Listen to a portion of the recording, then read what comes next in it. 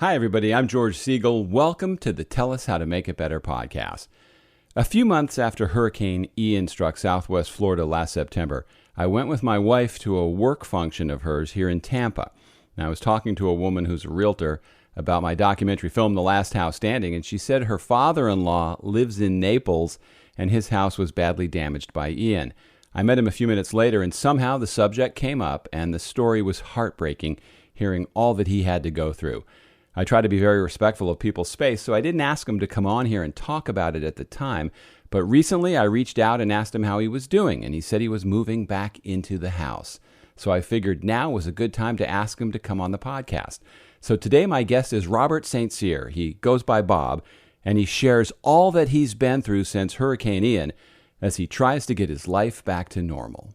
I'm George Siegal, and this is the Tell Us How to Make It Better podcast. Your home is probably your biggest investment, and every week we show you warning signs and solutions to help you protect it. Tell Us How to Make It Better is partnering with the Readiness Lab, the home for podcasts, webinars, and training in the field of emergency and disaster services. Bob, thank you so much for joining me this morning. It's a pleasure. Good to see you. Great to see you. We first met last fall after Hurricane Ian. We were at an event in Tampa, Florida. And you were just going through the worst of it, like most people were down there. Tell folks how bad the damage was to your home from Hurricane Ian. Well, we had about 4 feet of water in the homes. I live in a community, a small street of 20 homes, and each one of the homes had about 4 feet of water in each home. So every one of them was completely destroyed. You know, the flooring, the walls, the electric, the utilities, the furniture, everything was wiped out. Now, for people who have never experienced a flood, first of all, they're very fortunate.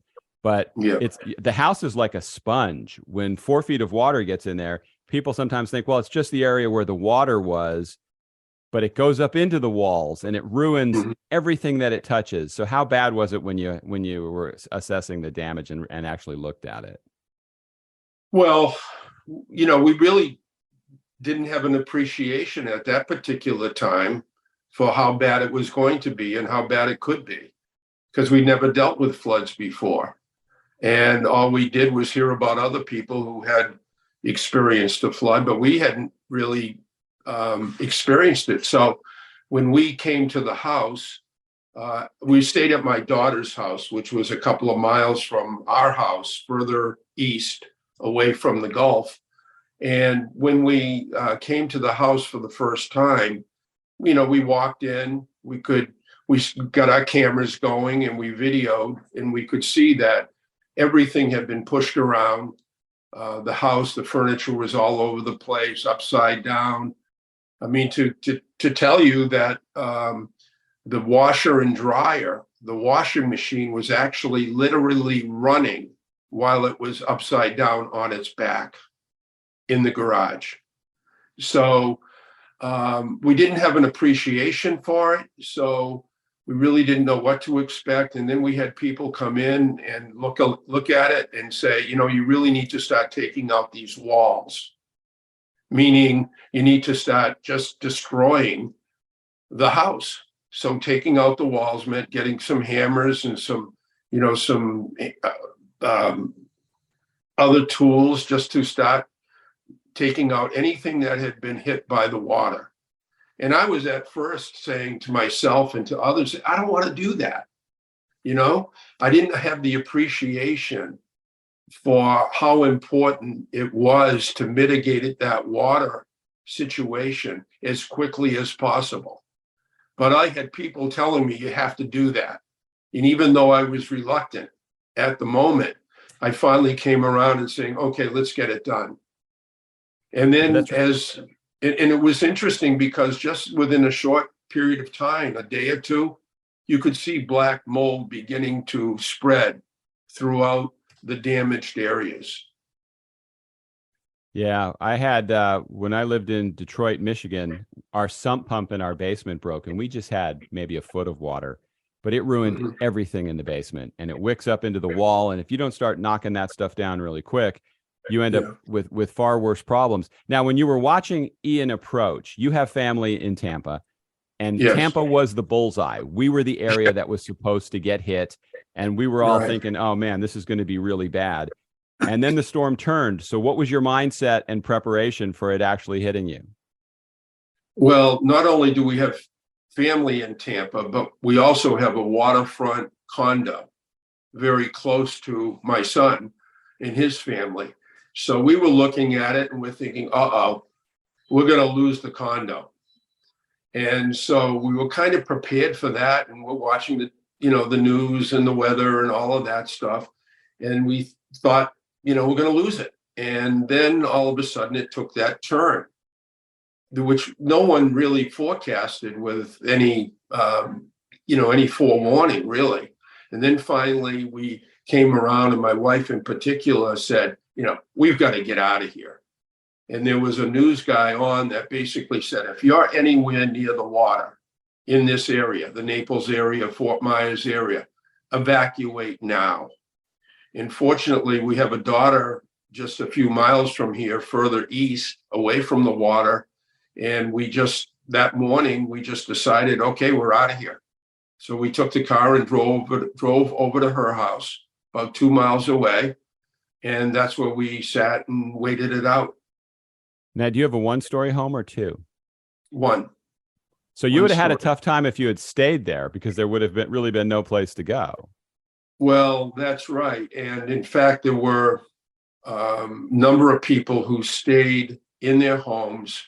In fact, my next door neighbor, right next door, who was elderly and had a hard time getting around, actually died in her house. She called me the night of the hurricane, and she just said, Bob, I want you to know how bad this is going to be. She said, the water is starting to come in. She had refused to leave her home. And I said to her, because I knew she liked to walk around barefoot all the time. And I said to her, what do you have on your feet? And she said, well, I'm barefoot. I said, go get some sneakers on. So there were that situation where she actually drowned in her home. And then there were 2 or 3 other people who stayed in their homes on the street. And they ended up at the very last minute either climbing onto their roofs, one couple put their elderly husband on the dining room table to get him out of the water. And then there were other people who actually left in their cars or walked to the closest area away from the surge. Wow. Now, did you have flood insurance? Yes. The association that I'm a member of, there's 20 homes, and all of us had flood insurance, obviously never enough, but to cover all of the repairs. But for the most part, we all received about enough money, thank goodness, that we could rebuild the structures of our homes. On a separate note, as far as the contents of the home with flood, we had a contents policy, private policy, and it excluded any kind of damage that was related to water damage. So that we were out completely 100%. Now, did you understand that when you took out the policy? Because we always advise people, most people don't talk to their agent and really understand what that policy covers. Right. Did you know that going in? No, I didn't.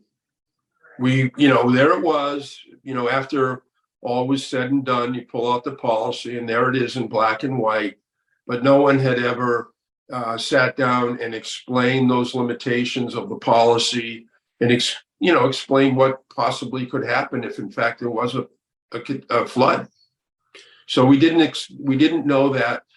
I have since now recently purchased a private flood insurance contents policy. So flood insurance is just for the losses. structure. It's just for the structure, not for the contents? Well, the policy that the association keeps was there. was for the structure. And they also had a hurricane or wind policy, which would also cover some of the contents. But this was strictly a flood event. It wasn't a wind event like Irma was 5 years ago. That's right. All the boxes have to check just right. And you know, a lot of people, I did my documentary film about Hurricane Michael, which hit the Panhandle. And Right. one of the problems that they had there was which entity was going to pay your claim. The flood insurance Yeah. wanted the homeowners wanted flood. So did you have to have that battle at all? Well, yes, to some degree we did. We actually had somebody come out and take a look at the roofs and the external structures higher than the water damage. And so we started to make the argument that how do you separate the two? Was it caused by wind, or was it caused by water, or did the wind cause the water? You know, all that. But when all was said and done, I mean, it was, clearly a water event. And when they came out and looked at the structures on the roofs and stuff, they basically agreed, and they said, your better claim is going to be with the water. So just go with that. The minimal damage that you had from any of the roofs or the outside from wind wouldn't exceed what your deductible would be. I don't know that people truly appreciate that something as important as insurance, if you look at it from their side, their goal is not to pay you. Their goal is, Right. I really believe, is a way to find out, you're not covered for that. We don't have to pay you. Yeah. So homeowners really have to be on their A game, yet most Yes. people aren't for some reason. No, you're right. I mean, and I've not. I mean, I feel as if I'm relatively well versed in these things. I was actually the president of this association for 14 years. Luckily, we didn't have to deal with any of this stuff during that time. So I'm aware of it. But over time, you just get, I don't know, complacent, not really worrying about all the fine details, thinking that, oh, this is going to happen, or this could happen to me. So do you think that people have changed their opinion down there now? I know that people in Tampa, and you know this too, probably from your family here, people here just go, see, we dodged another one. We're good. And it doesn't really matter. It's not that big a deal. Is it a different attitude down in Naples? Oh, it sure is. Anybody who got impacted by the floodwaters is definitely a different attitude. In fact, in Naples, they're now going to build a berm along the Gulf beaches, and they're bringing in like $25 million worth of sand, and they're building these structures at the end of the beaches and then coming in and loading in sand to try to protect those low-lying areas along the Gulf beaches, which includes the town of Naples. And I don't know if you've ever been down here or not, but it's a cute little downtown, and the homes along all of that area of Gordon Drive are extremely expensive homes. Many of them have been built up, and so they're not at risk, but any of the original structures that were built in the low-lying areas were devastated by the storm. I have been there. Naples is one of my favorite places in the world. The happy hour at Aqua is a place that I could just spend the rest of my life if I could. So people that have never been there, it's this beautiful tropical little city right by the water. People walk around outdoors at night, and it's just a spectacular place to visit. What's it like now? How is it recovered? Well, slowly, there's a lot of homes that have been knocked down, just cleared out of the lots. If anything had significant damage, and people had the ability to, remove them and rebuild, that's what they're doing. So there's a lot of vacant properties, both with lots and construction going on now. So the town itself and the businesses have reopened. Some of the events that Naples is famous for have been rescheduled and are now happening again. So, but because it was such a long stretch from, the very south tip of Naples all the way up really to Fort Myers and beyond, all of that area just really got wiped out, and you still see a lot of devastation. and a lot of vacant properties that are not, they haven't been rebuilt, or they haven't been reoccupied as of yet. So there's a lot going on there. So your local news station is actually Fort Myers, right? There's no TV stations in Naples? No, that's right. Yeah, it would be Wink News, or one of the local Fort Myers stations. Yes. Do you think We have after a Go ahead. We have a newspaper, the Naples Daily News, and we have a kind of an entertainment newspaper called the Florida Weekly. And those are the two publications that originate from Naples. Do you think Naples becomes an afterthought like a lot of places do after the national media leaves and the spotlight leaves? People don't know that what they saw on the Weather Channel for 2 or 3 days is an ongoing hell for the people that live there. It doesn't just go away. Well, I think that that's true no matter where these catastrophes occur. I know that, if we're hearing about some kind of a flood or a tornado, and you see the pictures on the news, and you just can't appreciate, the aftermath for those people who have been directly impacted by these, major disasters. It's a big, big deal. And for us to look at it, and, of course, we're in that same situation. Nobody knew that I was displaced for 6 months, living out of a suitcase, traveling between my son's house in Tampa, my daughter's house here, and a few friends along the way, not having your own stuff and routines. Everything was totally disrupted. We hear that story a lot. It's like you don't appreciate the daily things that you have until all of a sudden you don't have them. So let's play armchair quarterback here, second guessing. What do you think you could have done differently? Well, starting with, I probably shouldn't have bought a home, or actually at a time, I actually owned 3 houses on this street, and they're all very close to the water, not only to the Gulf of Mexico, but also there's a couple of rivers or creeks in this area that kind of surround this area. And it's a beautiful area. And if you know Naples, and you go out of the city and you go over the Gordon River Bridge and you take a first right, then that's all called the Royal Harbor area, which is all harboring the bay, Naples Bay. And so being so close to the water, as beautiful and as convenient as it is to downtown Naples, turns out to be, in this go around anyway, a bad choice. So I think that would be the first thing, that if I had to do it over again, I'm glad I got rid of the other 2 hot properties I own on the street, though, because now I only have 1 to deal with.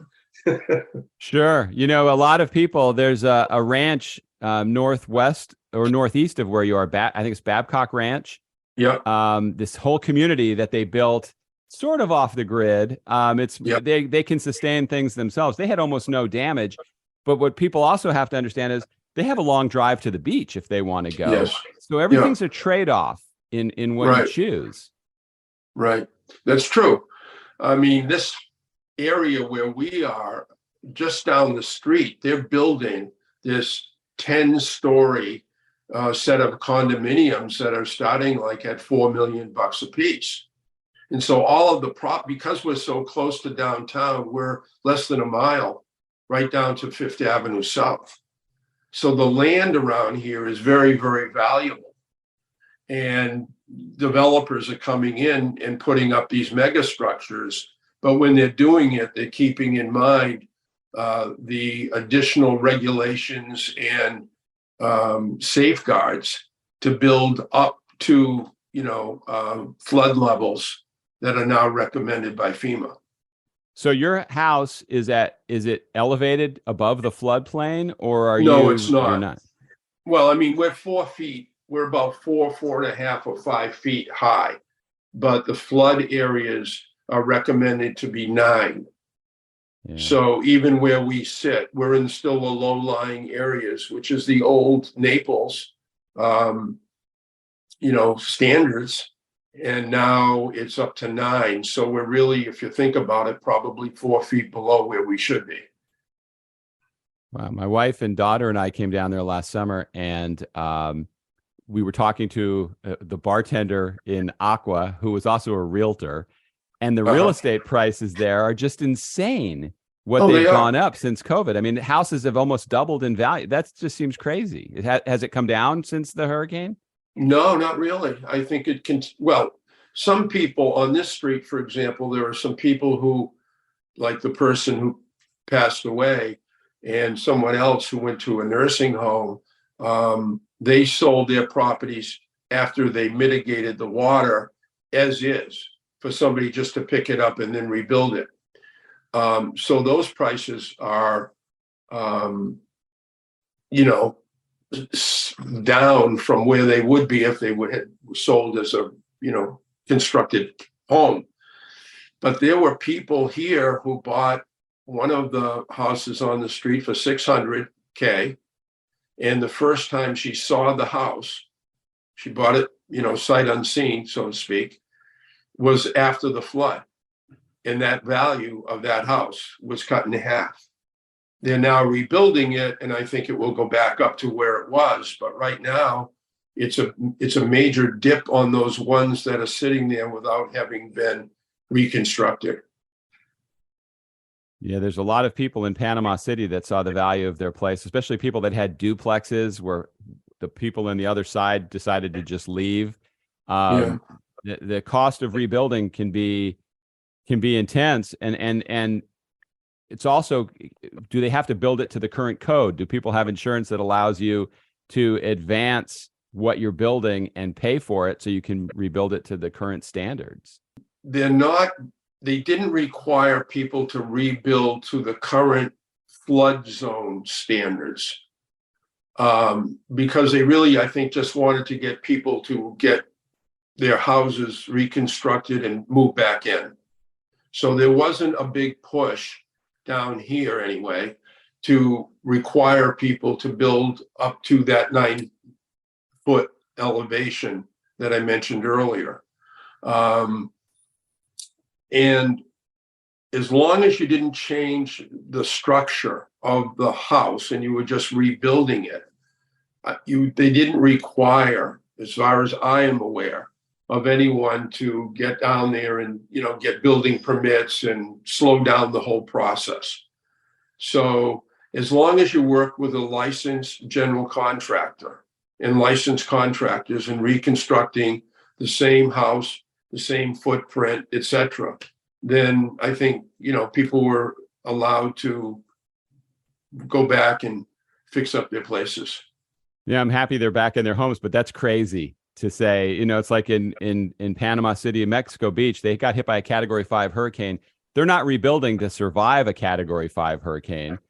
So the next one that hits, maybe the damage won't be as bad because the structures won't be as old, but they certainly won't be built to withstand that. And the same with flooding. You now know you're going to get all that water in a storm surge. Right. I mean, do you understand what I'm saying? It's like it's good, but it's also bad.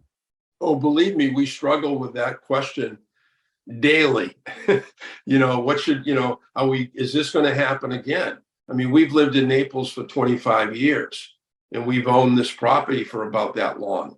We've never had any kind of flooding here in the past. So are the storms getting stronger? Are they becoming more frequent? It looks like they are. And so, it does raise the question about what do you do to protect yourself and protect your property and your investment.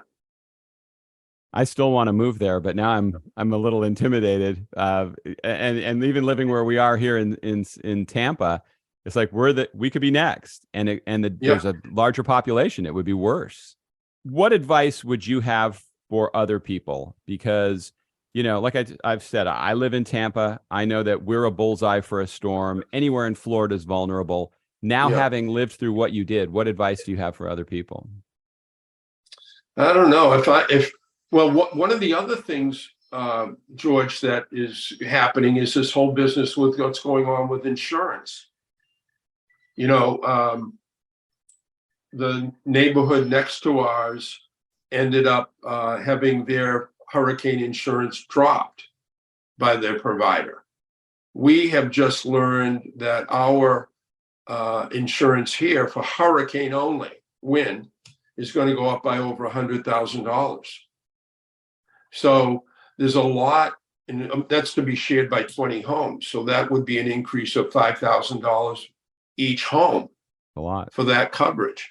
So, taking into that consideration, the business of the storms and then the insurance challenges that are now in the state of Florida, my advice would be look somewhere else.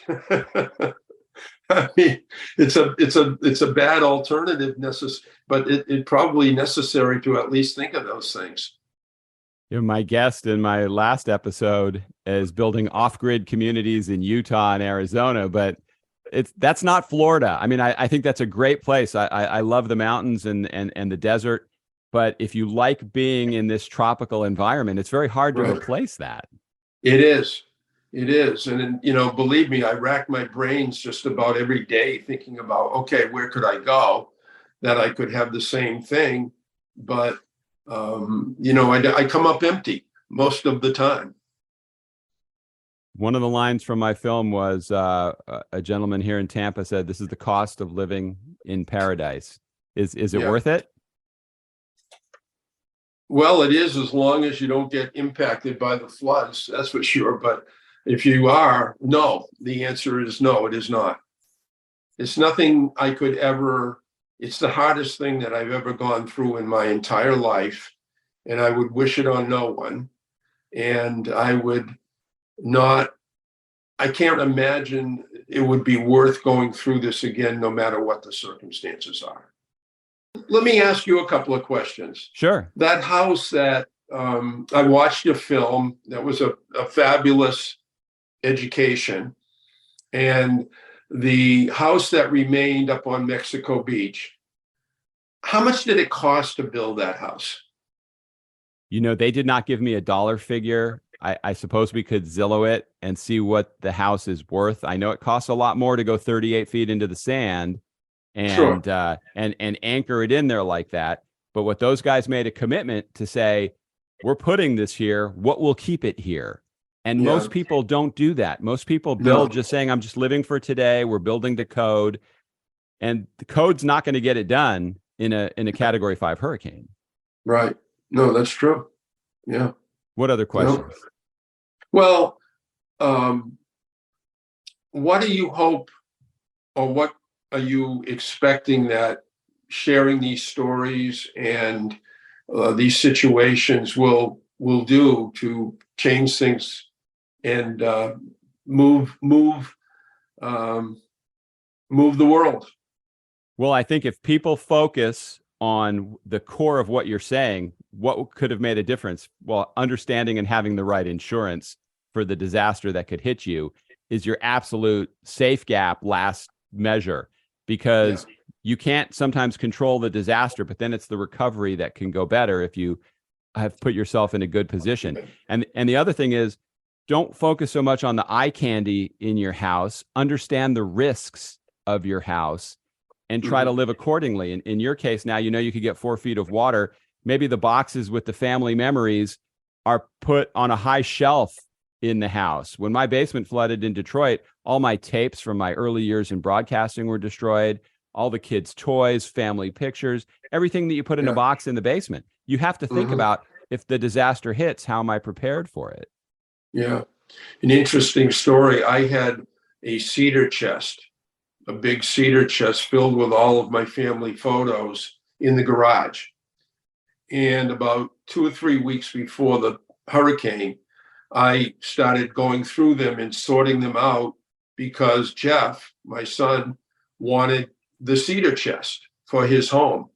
So I went through all these photographs. I separated them into Jeff or Andrea, based on my best guess, put them in a plastic container, put them up in the attic. And then the day before, or 2 days, 3 days before the storm hit, Jeff came and took the cedar chest and brought it back to his new home in Tampa, which is where it is now. But had that not happened, that would be, all of that would have been gone. Absolutely. And it's those important memories that we think are just stored away. You have to make sure they're stored away safely. And if you had to evacuate, what would you take with you? You don't make that plan at the time the order's issued. And in Florida, it's tough to know where to evacuate because we're a peninsula. And people here in Tampa, a lot of people evacuated to where you are, and they went to Orlando. What are the two places that got hit by Ian? It hit you, and then it went up to Orlando, and we got almost nothing here in Tampa. Yeah, I know it. It's crazy. I know. And Jeff has just built a new home. I don't know if you're aware of that, but he built this great big house right on the water. Like 4,000 square feet. It is 10 feet up off the flood elevation, but still, you could get a 15-foot surge. I don't know. Who knows? That could have happened if Ian had hit here. Does he have concrete block on both floors? Yeah, he does. That's good. He's got a pretty big, footprint there, and it's well designed, but you never know. You never do. And that's why my number one goal is just to have people be aware. And as you know, 25 years down there, I think there's an attitude of Floridians that it's not going to happen to me, like there probably is everywhere else. And they're hardy. They're not going to give in to something like this until it happens. And then it's like, whoa, it changes your thinking. Yes, it does. Well, that's how it went down for me, for sure. Well, I appreciate you sharing your story. It was a pleasure meeting you that night. And thank you again for coming on today. And I hope to see you again in the future. I hope so, George. And best to your wife. And I hope we will we'll cross again. Maybe I can get Jeff to sponsor another one of those little gatherings. We're there. Have them do it. We'll show up. Okay. Thanks, George. Thank you for joining me today on the Tell Us How to Make It Better podcast. All my contact information is in the show notes, as well as a link to my documentary film, The Last House Standing. Now, if you have a story of being a victim of a major disaster or a story of something that happened to you when you were building or remodeling, I would love to hear about it, and we can feature you on an upcoming episode. And if you enjoyed what you were listening to today, please become a subscriber, share the link with your friends, and even leave a review. Thanks again for listening. See you next time.